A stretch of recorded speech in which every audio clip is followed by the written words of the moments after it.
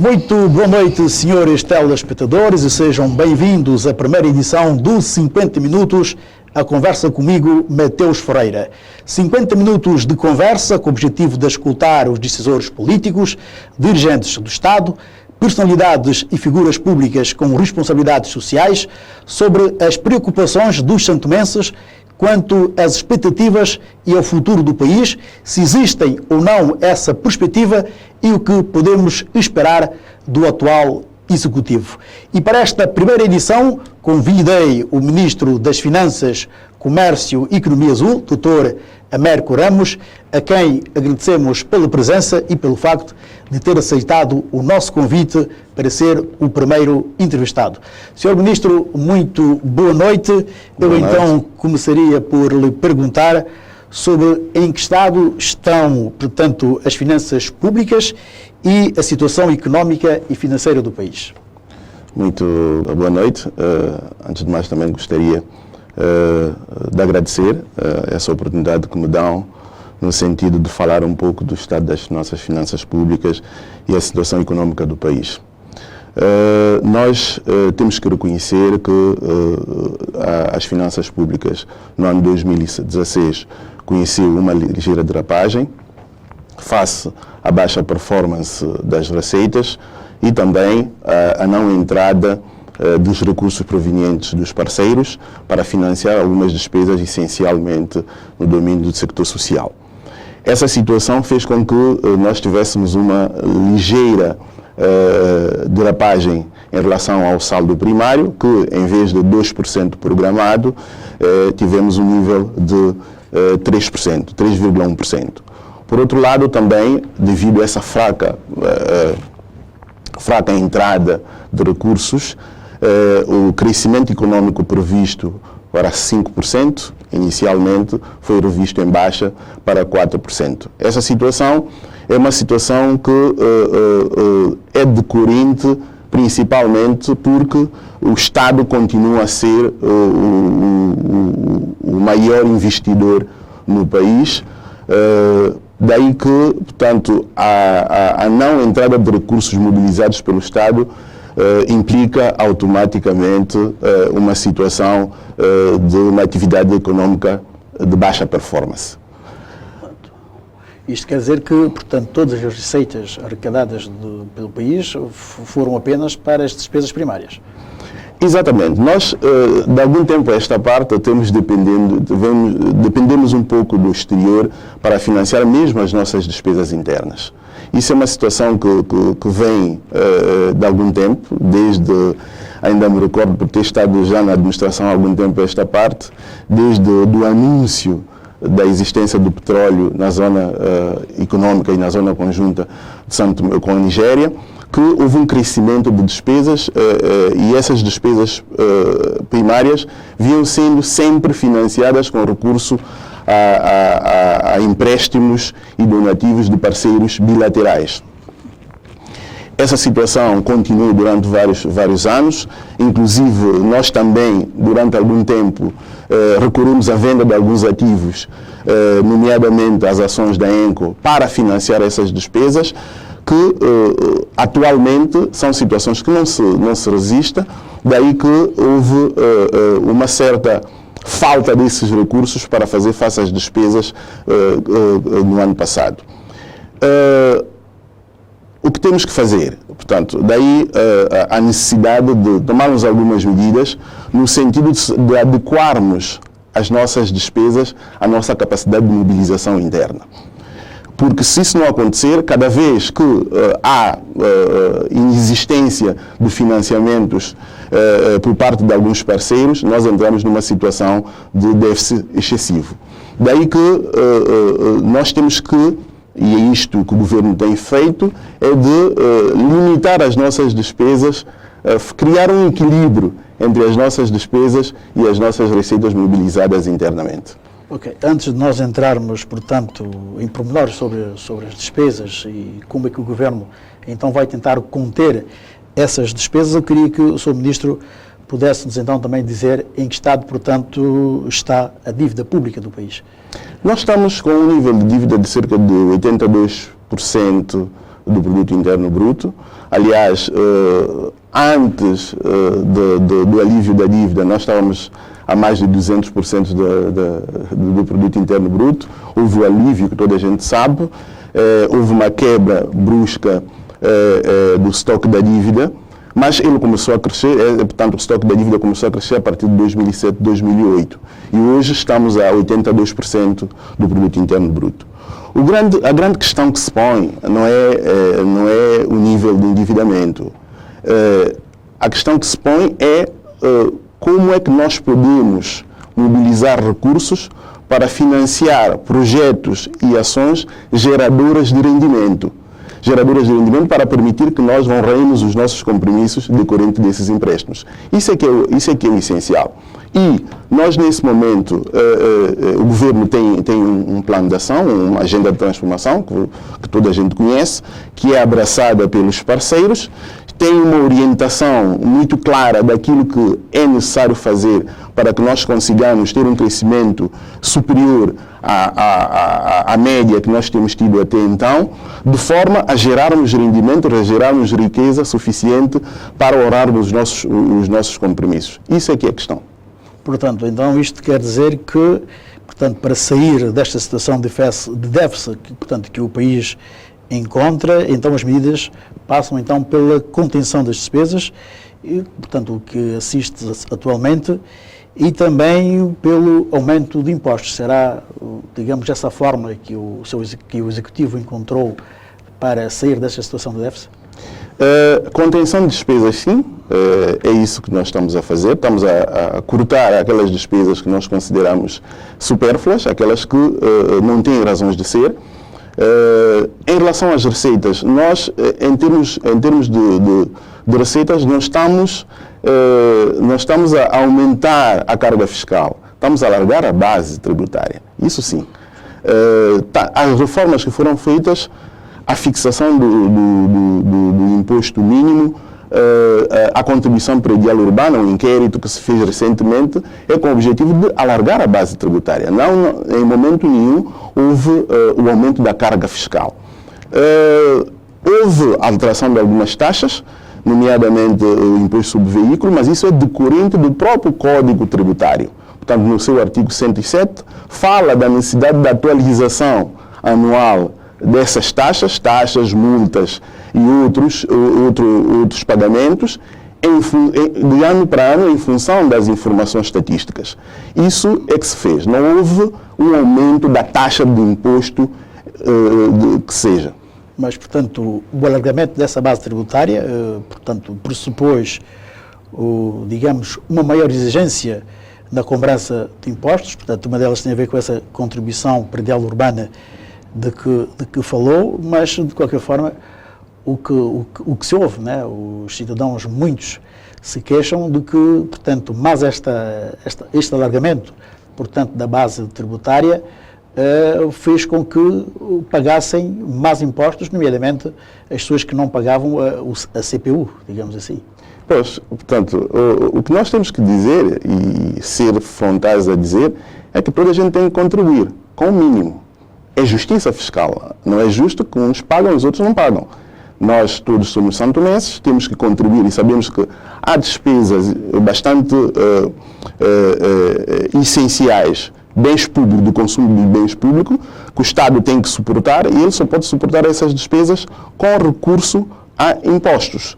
E esses impostos é a contribuição obrigatória de cada cidadão para que o Estado consiga realizar essas despesas. Daí que o que nós estamos a fazer é o alargamento da base, fazer com que haja justiça a nível da tributação, para que toda a gente contribua com o mínimo para o Estado fazer face a essas despesas.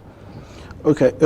Desde o início do ano, portanto, o Governo, no âmbito dessa medida de agravamento fiscal, digamos assim, anunciou, portanto, o agravamento dos impostos sobre as bebidas alcoólicas. Teve algum impacto em termos de receitas fiscais essa medida? Porque na prática, como se constata, se o objetivo era reduzir o consumo dessas bebidas, portanto, parece não ter surtido qualquer efeito. Mas em termos de receitas, houve algum peso, portanto, essa decisão do Governo? Eu volto a insistir que não houve aumento das taxas de impostos. Estamos a falar das taxas alfandegárias. E o objetivo, o imposto é um instrumento que pode ser utilizado não só para a mobilização, mas também para controle da atividade econômica. Não é novidade para ninguém, aliás, tem sido algo debatido nesses últimos dias, sobre o consumo excessivo de álcool em São Tomé e Príncipe. Daí que o instrumento que o governo tem na mão para controlar, para diminuir, portanto, o consumo de álcool é através das taxas alfandegárias. É nesse sentido que o governo agravou, sim, as taxas de importação sobre bebidas alcoólicas. Há realmente algum aumento de mobilização de receitas, principalmente na sede do imposto sobre o consumo, durante o primeiro trimestre do ano, e também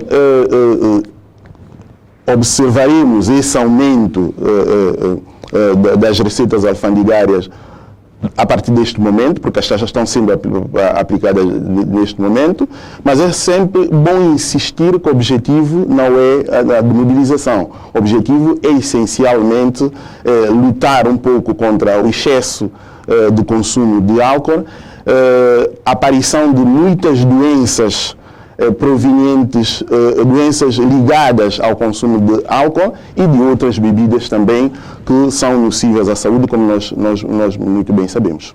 Ok. No âmbito da contenção das despesas, quais são as despesas que o Governo, portanto, pretende cortar? Não, as medidas estão indo no sentido de, como eu disse inicialmente, cortar aquelas despesas que nós consideramos supérfluas. A título de exemplo, nós cancelamos todos os telefones abertos, com exceção dos titulares de órgãos de soberania. Se eu disser aqui os valores que nós tínhamos de pagamento de despesa de telefone de algumas personalidades, eu acho que as pessoas não vão acreditar. Mas eram valores bastante exorbitantes e nós decidimos em cortar portanto, esse acesso a telefone aberto, fixando o plafond mesmo para membros do governo, deixando só aberto para os titulares do órgão de soberania. Nós também cortamos em 30% as despesas com combustível dos sectores, à exceção do serviço de segurança, de inspeção e saúde, porque nós sabemos, e não é novidade para ninguém, que há um uso excessivo das viaturas do Estado e, consequentemente, a utilização do combustível do Estado para fins pessoais. Por isso, nós encontramos uma margem aqui onde se pode cortar e é o que nós fizemos. Por outro lado, também nós restringimos um pouco o pagamento de despesas, outras despesas salariais, não estamos a falar do salário, mas estamos a falar de outras despesas salariais, dos outros subsídios, dos outros complementos salariais que são pagos sem algum critério. E o caso mais concreto são as horas extraordinárias. Nós encontramos um espaço também para cortar nessas despesas. É o que nós fizemos em termos de contenção até o momento. Bom, o Sr. Ministro fala em medidas de contenção, mas o que nós assistimos não é bem assim.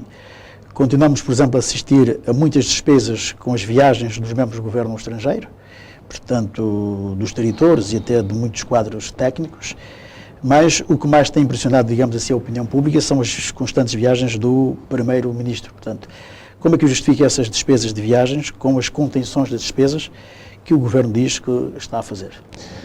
Nós também, desde o princípio do ano, emitimos uma diretriz do Conselho de Ministros que as viagens ao estrangeiro só podem ser viagens comparticipadas. Portanto, as viagens técnicas ao estrangeiro só podem ser viagens comparticipadas. Infelizmente, como sabe, nós somos obrigados a participar em conferências internacionais, em formações no exterior do país. Por isso, portanto, não temos como cortar totalmente as despesas de viagem. Mas nós, o que dissemos, e é uma diretriz do Conselho de Ministros, é aprovar só aquelas deslocações que são deslocações participadas pelos parceiros, reduzindo a atribuição de subsídios a um valor mínimo para poder permitir ao agente fazer as primeiras despesas. No que diz... Isto também diz respeito às viagens do próprio Primeiro-Ministro? Portanto, em relação aos membros do governo, que é necessário missões numa perspectiva de diplomacia econômica, nós temos limitado, mesmo assim, nós temos limitado alguns membros do governo em viajar, só aqueles realmente cuja missão é importante para o país, e assim sendo, quase que as viagens dos membros do governo reduziram à metade.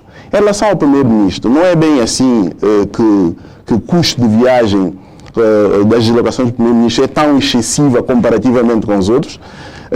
Grande parte, se nós fizermos uma relação custo-viagem do Primeiro-Ministro, vemos que ela é muito inferior às outras que foram feitas anteriormente.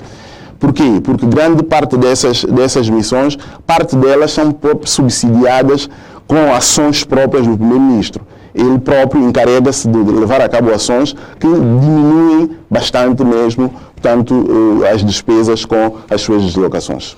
Bom, uma outra situação que não se encaixa muito também com essa contenção das despesas públicas são, portanto, os montantes gastos ultimamente com a compra de viaturas de topo gama para os magistrados do Ministério Público. Era mesmo necessário a aquisição dessas viaturas? Portanto, em relação aos magistrados do tribunais, as viaturas e do Ministério Público, são engajamentos já feitos há algum tempo esta parte. Só queria lhe dizer que essa encomenda já estava nas empresas de venda de automóveis há 2, 3 anos. O que nós fizemos é efetivamos essa encomenda. E nós tomamos as devidas precauções em relação a isso, inclusive pedimos, o meu serviço pediu aos tribunais que devolvesse também em contrapartida as viaturas que eram usadas anteriormente, até o ponto de quase entrarmos num conflito quase institucional por causa disso. Mas eu acho que o governo já tem uma diretriz de limitação do valor da aquisição de viaturas para diferentes níveis e vai pô-lo em prática. Infelizmente, no nosso mercado de venda de viaturas internamente, ainda não dispomos dessa viatura, mas eu estou seguro que brevemente, com essa exigência, com essa diretriz do governo, as empresas de comercialização de vendas de viaturas colocarão viaturas a preços considerados razoáveis para a utilização na administração. Portanto, de facto, as despesas com as viaturas do Estado representam um grande fardo, portanto, para as finanças públicas.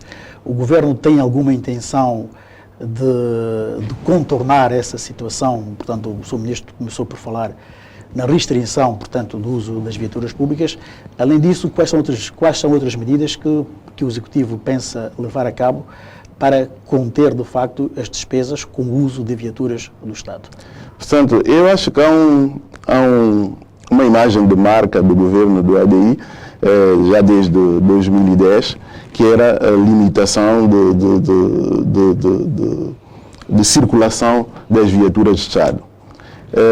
Essa medida foi tomada, foi publicada, houve cumprimento, mas nós reconhecemos que houve neste mandato de 2014 até então, houve um relaxamento em relação a essa medida. Mas estamos convictos que orientaremos os serviços de inspeção, os polícias, no sentido de tomarem medidas drásticas em relação à utilização de viaturas do Estado, viaturas essas que realmente acarretam valores bastante avultados na sua reparação e no consumo de combustível. Okay. O Sr. Ministro também falou em termos de contenção de despesas, o corte dos subsídios, horas extras, que, na sua opinião, eram praticados assim muito arbitrariamente.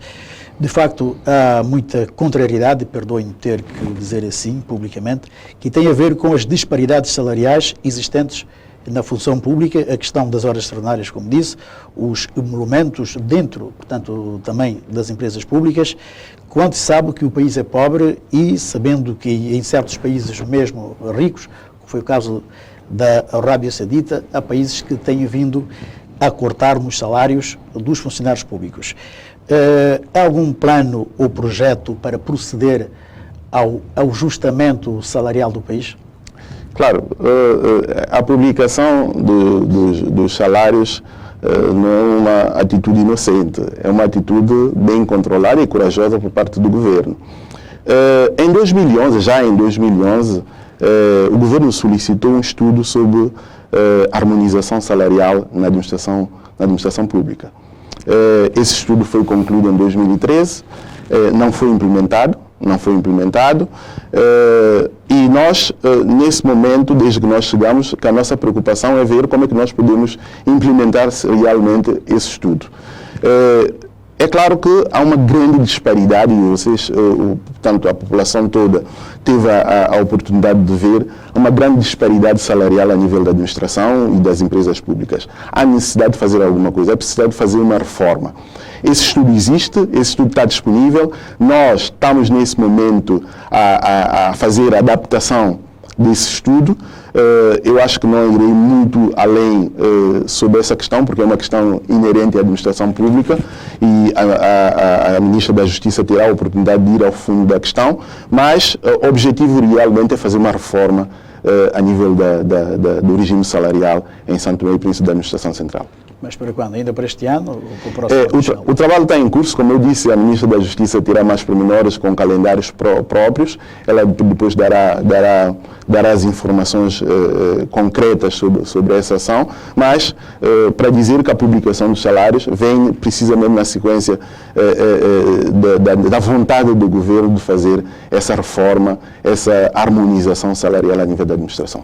Ok, mudando de aspecto da pergunta, o país, portanto, reatou em dezembro último, portanto, as relações diplomáticas de cooperação com a China Popular, o que, portanto, abriu alguma expectativa em termos de encaixe financeiro proveniente da República da China Popular.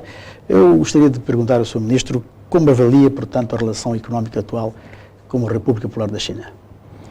Portanto, espera-se grandes engajamentos, ou nem por isso? O que é que nós esperamos? Sim, portanto, nós tivemos que decidir sobre essa cooperação, reconhecer uma única China, mas, ao mesmo tempo, utilizar esse novo parceiro para fazer uma mudança de abordagem em termos de finanças públicas para o país. Eu, como disse inicialmente, nós utilizávamos os parceiros bilaterais, e toda a gente não é novidade para ninguém, os recursos de parceiros bilaterais para financiar as nossas despesas correntes. Isso é o que acontecia até então. As receitas mobilizadas internamente não eram suficientes, ou melhor, tínhamos despesas superiores à nossa capacidade de mobilização interna. Não tínhamos espaço fiscal, não criávamos espaço fiscal suficiente para financiar as nossas despesas.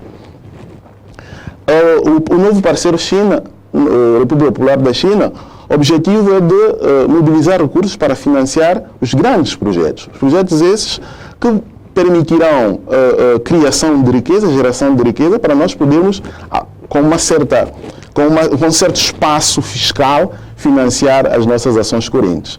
Isso é que é a nova abordagem que nós tomamos, que o governo quer levar a cabo com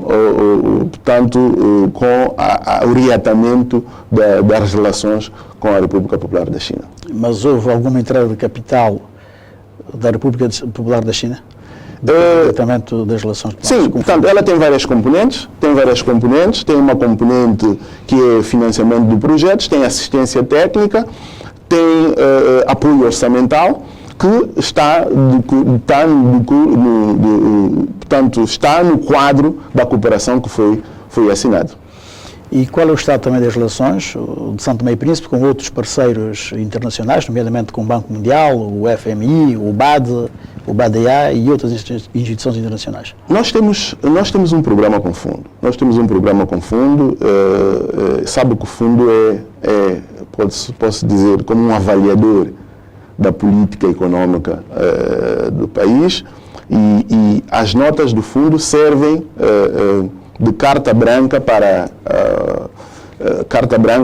os outros parceiros entrarem, nomeadamente o Banco Mundial, a União Europeia, a BAD e todos esses parceiros multilaterais. Então, nós tivemos em 2016, portanto, começamos a fazer a avaliação do programa já há algum tempo. No ano passado, concluímos uma avaliação em julho. Nós estamos no curso da avaliação em dezembro. Reconhecemos essa derrapagem que eu disse inicialmente, mas medidas estão sendo tomadas no sentido de nós corrigirmos a situação. E até junho teremos já um indicador que nos mostrará mais ou menos como é que está a avaliação que será feita por Fundo Monetário Internacional. Em relação à União Europeia, também nós estamos trabalhando com a União Europeia em duas vertentes, uma que é financiamento direto dos projetos, outra que é ajuda orçamental. Essa ajuda orçamental também pressupõe um conjunto de ações numa matriz que o país tem que cumprir, e nós temos um comitê que tem trabalhado nesse aspecto, e temos tido reuniões permanentes com esse parceiro para vermos se conseguimos fazer o desbloqueamento do apoio orçamental durante este ano. A mesma situação com o Banco Mundial. O Banco Mundial também tem outra componente que é de projetos. Esperamos que a partir deste ano, final deste ano, teremos um incremento de cerca de 3 a 4 vezes maior em relação à alocação ida para o país, e essa alocação servirá principalmente para financiamento de projetos. Bem, voltando um pouco atrás, portanto, das medidas de contenção de despesas que o Governo, portanto, adotou, mais o alargamento da base tributária, o Sr. Ministro acredita que as receitas provenientes, digamos, dessa contenção, porque a fazermos a contenção passa a haver mais dinheiro, e o alargamento da base tributária também permitirá arrecadar mais fundos. Acha que com essas duas medidas o país conseguirá até o final do ano pelo menos ultrapassar o montante necessário para as suas despesas primárias? O objetivo é esse. Nós temos uma meta de 1,8% do produto interno bruto em termos de despesas primárias para este ano, e essa contenção é precisamente alargamento da base e contenção da despesa, é precisamente para nós consigamos no final do ano atingir essa meta. Ok. Olha, uma outra situação, uma vez que nós temos 50 minutos, tem a ver com a situação do Banco Equador. Nós queríamos saber em que pé, portanto, está o processo de falência deste banco, como é que estão os créditos mal parados, não é? As pessoas que tinham os depósitos, como é que está a situação do banco? Portanto, em relação ao Banco Equador, o sistema financeiro, portanto, toda a gente sabe o trabalho feito pelo Banco Central, pela supervisão do Banco Central no quadro do Banco Equador. O processo foi entregue à Justiça. Nesse momento está em curso a nomeação do liquidatário do banco. Infelizmente, devido à greve dos tribunais, que perdurou cerca de 2 meses, não foi possível nomear e pôr em marcha, portanto, o processo de nomeação do liquidatário e fazer funcionar para que comece o tratamento dessa situação. Mas eu acho que brevemente teremos informações suficientes dos tribunais, e o liquidatário porá em marcha ações no sentido de recuperação dos montantes para pagar aquilo que são os compromissos do banco. E sobre a economia azul, houve algum avanço no âmbito desse conceito, uma vez que sabemos que o Ministério das Finanças passou também a agregar a pasta da economia azul? Houve algum avanço nesse conceito de economia azul? Não digo avanço, o que eu digo é que é uma nova abordagem. Sim, sim.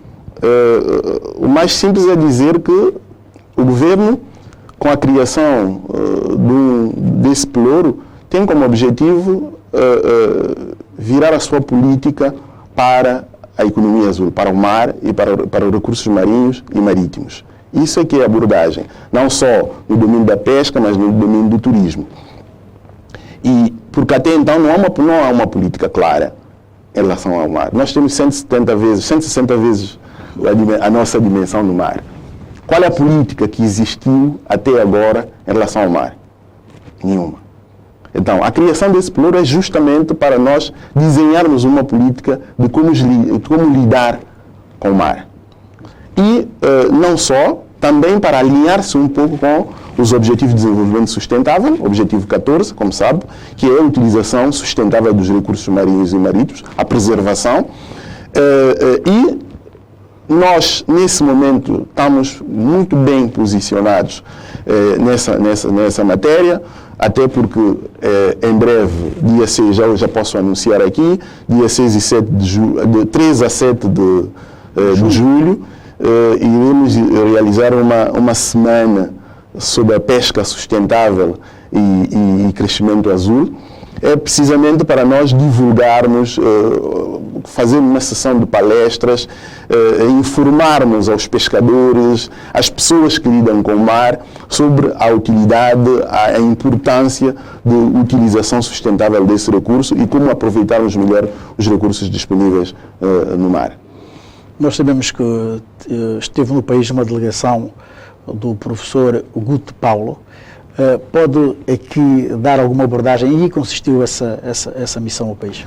Portanto, o professor Guto Paulo é alguém que tem dado palestras a nível internacional sobre a economia azul. Sabe que hoje em dia a noção de economia azul tem sido muito discutida.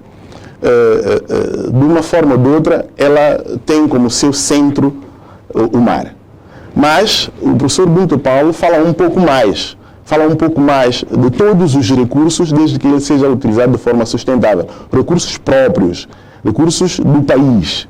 A abordagem do professor Guto Paulo é nesse sentido. Mas o central, o cerne da questão atualmente do crescimento azul está no mar, está na utilização de recursos marítimos e marinhos.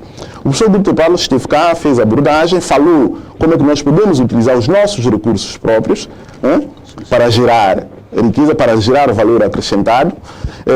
Ele realmente voltou com uma equipa, está nesse momento a trabalhar com uma cooperativa de café para ver como é que ele pode utilizar a cooperativa de café e criar valores para a exportação.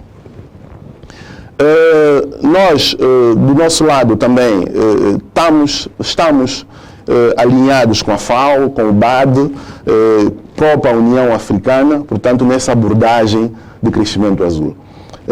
Recentemente, eu estive em Nova York, na Cimeira sobre o Oceano, em que foram discutidos muitos aspectos ligados a uma abordagem conjunta de vários parceiros, de vários países, para lidarmos com o problema do mar e do crescimento azul. Sim, mas, portanto, no âmbito dessa economia azul, que não só basicamente diz respeito a produtos, a recursos marítimos e marinhos, o nosso país, embora tendo muitas potencialidades nesse domínio, pouco ou nada está a ser feito neste momento. De que forma é que o país pensa valer dessas potencialidades para se posicionar no âmbito da economia azul? Nós nem sequer temos um porto pesqueiro, temos déficits e atrasos em várias áreas de investigação. Como é que vai-se conseguir conciliar as riquezas que nós temos com a projeção da economia azul? Portanto, é isso que eu disse inicialmente, que nós estamos a fazer. Já existe algum estudo? Nós estamos nesse momento a trabalhar com FAO e com BAD na elaboração de uma estratégia sobre a economia azul.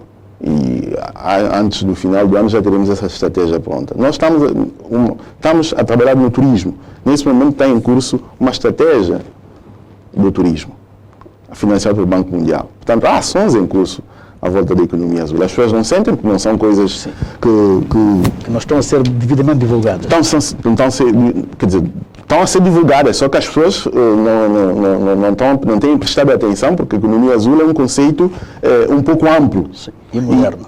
E moderno. E ações têm sido levadas a cabo, tanto na direção de pesca, tanto na direção do turismo, e mesmo a nível do ambiente, da direção do ambiente, das infraestruturas do meio ambiente, há ações que têm sido levadas a cabo no sentido de desenvolver essa noção de crescimento azul. Sim, Sr. Ministro, ainda temos mais ou menos 10 minutos, nós aceleramos um pouco a nossa conversa.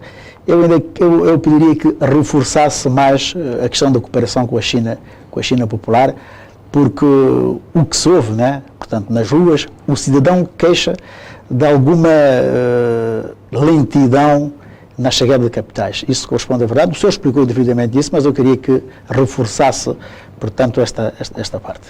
Antes de mais, eu gostaria, antes de entrar concretamente nessa questão da relação com a China, escapou-me falar um pouco, quando eu falei do turismo, falar do crescimento que tem-se assistido a nível do turismo. Não é novidade para ninguém e tem sido divulgado nas redes sociais que São Tomé é eleito nesses últimos tempos com um destino turístico de preferência, dentre os vários. Mas é necessário, e eu gostaria de aproveitar essa antena para chamar a atenção das pessoas, para nós tomarmos o devido cuidado para não defraudarmos essa expectativa. Temos informações, portanto a Direção de Turismo tem feito um trabalho excelente à volta disso, e temos informações de alguns comportamentos, tanto de cidadãos, dos agentes turísticos, de agentes policiais, que pode pôr em causa essa expectativa toda de São Tomé como destino turístico. Pessoas, sem falar de pequenos roubos, assaltos nas praias, insulto a turistas que circulam na rua, agentes turísticos que também têm comportamentos poucos bons para com turistas, pouco respeitáveis, se pode-se dizer assim, para com o turista. Portanto, é preciso nós termos cuidado para nós não tornarmos, portanto, um país pouco desejável para os turistas. Os turistas, quando vêm, eles têm informação. Outro aspecto, a questão da higiene também. É preciso nós sabermos como é que nós não estamos só. Agora já não estamos só. Claro. E com a abertura que o governo fez, portanto, o turismo de 2010 até agora cresceu em mais de 153%. Exato. E como é que nós podemos garantir essa manutenção do crescimento? Portanto, tomando medidas, tendo comportamento de um país acolhedor. Mas isso, se calhar, passa por uma campanha de educação cívica em prol do turista, em prol do turismo, né? Em que pode-se fazer as pessoas, aconselhar as pessoas o melhor tratamento e acolhimento que devem dar ao turismo. Exatamente. Turista, aliás. Exatamente. A Direção de Turismo tem feito essa campanha, tem conversado com as pessoas, tem tentado passar a mensagem. Mas eu, enquanto ministro, enquanto tutelar da pasta, queria aproveitar essa oportunidade para chamar a atenção das pessoas. Porque se os turistas não saem aqui com uma boa impressão do país, não é só a nossa beleza, as nossas praias que vão garantir para que os turistas venham aqui, venham a São Tomé. É preciso que o turista sinta-se à vontade, sinta-se bem acolhido, vê a questão da higiene do país e tudo isso. Por isso, é algo que nós é que temos que fazer. Nós é que temos que contribuir. Sr. Ministro, como nós ainda temos alguns minutos, eu também aproveitaria para voltar um pouco mais atrás, pedindo-lhe que reforçasse essa questão do reajustamento salarial. Portanto, nós sabemos que há uma disparidade salarial muito grande. Esse ajustamento, o reajustamento, em que teto vai colocar o salário mínimo e o máximo? Eu não sei se tem essa informação. Portanto, como eu disse, existe o estudo está sendo disseminado, e eu reforço mais dizendo que nós encomendamos o estudo em 2011, não foi implementado, agora estamos a criar condições para implementar. Portanto, em relação a teto, em relação ao pormenor, como eu disse, a Ministra da Justiça e da Administração Pública se encarregará de falar um pouco sobre a implementação, sobre os tetos, sobre a harmonização do salário todo, como é que ele vai ser feito. Ok. Sim. Eu acho que antes disso tinha levantado a questão da China, da entrada de recursos. Exato. E eu volto um pouco atrás para dizer que, portanto, o reatamento das relações com a China, para nós, foi uma oportunidade de mudança de abordagem em relação à utilização de recursos de parceiros. Em vez de nós utilizarmos os recursos de parceiros para financiar as nossas despesas correntes, nós temos que direcioná-los todos para o investimento. E para que nós possamos desbloquear o financiamento desse parceiro, é preciso que a gente desenhe bem os projetos a serem financiados. Portanto, nós não podemos levar qualquer projeto. Ou nós temos que fazer corretamente o estudo de viabilidade do projeto, ver qual é o montante que nós vamos alocar, ver qual é a montagem financeira que faríamos para financiar esses projetos, daí que não é um processo de um dia para o outro. Mas está a ser feito. Está sendo feito, nós estamos a trabalhar muito próximo com os parceiros, ainda recentemente, como sabem, foi nomeado o embaixador, entregou as suas cartas credenciais, já foi nomeado, está cá no país, tem trabalhado com o comitê para acompanhamento, há um comitê a nível do governo e no momento próprio daremos início, portanto, aos projetos estruturantes previstos no âmbito desse acordo. Independentemente do acordo de cooperação com a China Popular, há uma outra questão que tem a ver com o Fundo Macau, que o país também poderá vir a ser beneficiado dos fundos provenientes deste fundo.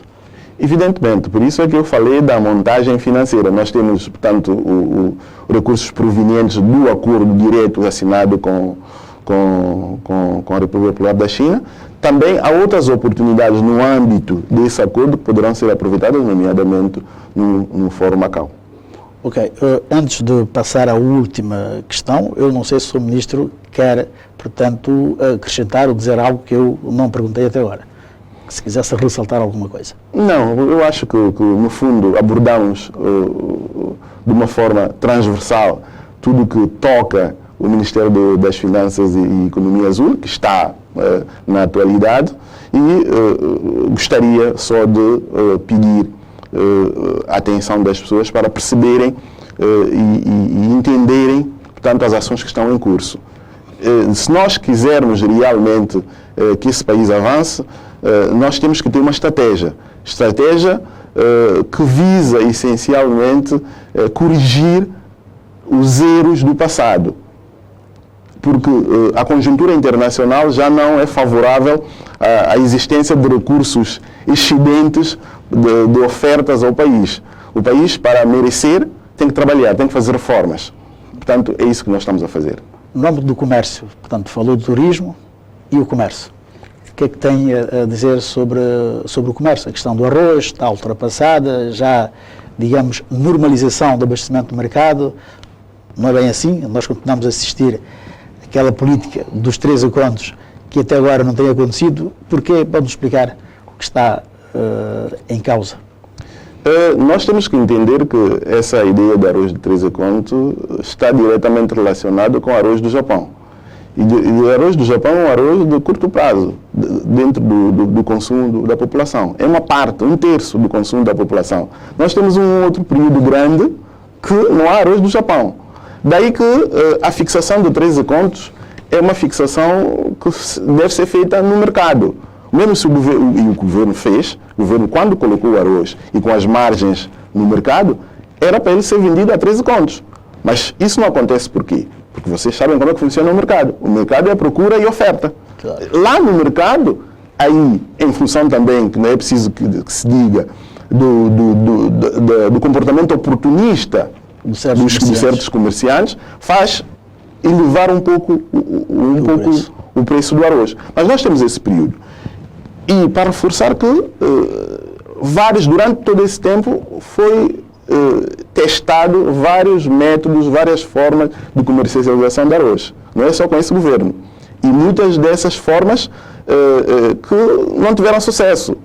Muitas delas que até nem se conseguiu arrecadar todo o valor mínimo fixado pelo Japão, pelo parceiro, porque há um valor mínimo que o Japão, ao entregar o donativo em arroz, requer que seja depositado numa conta.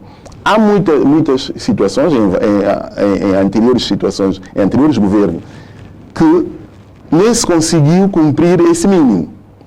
Nós testamos uma forma de venda, inclusive levar o arroz até a população mais de longínqua e tudo isso.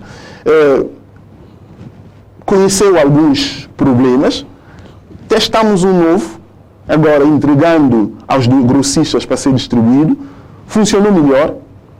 E para dizer que nós, para este ano, ganhamos mais 600 toneladas a mais do que do ano passado, porque demonstramos e conseguimos colocar no fundo de contrapartida do Japão um montante superior àquilo exigido pelo Japão. Ok, então, Sr. Ministro, talvez a nossa última questão, que não gostaria de deixar de perguntar, tem a ver com essa questão dos 30 milhões de dólares ou de euros provenientes do Japão, que repetidas vezes houve-se vários comentários nas redes sociais. O que é que tem a dizer sobre esses 30 milhões? Houve ou não os 30 milhões? Onde é que estão? Se é que existem? Qual é o problema?